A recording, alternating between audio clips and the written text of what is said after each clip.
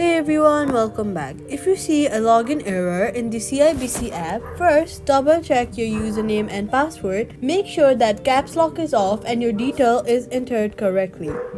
Then check that your internet connection is stable. Try switching between Wi-Fi and mobile data, or if you're not able to do so, make sure that you're connected to a stable Wi-Fi so your app operates smoothly. Next, disable any VPN that you might be using.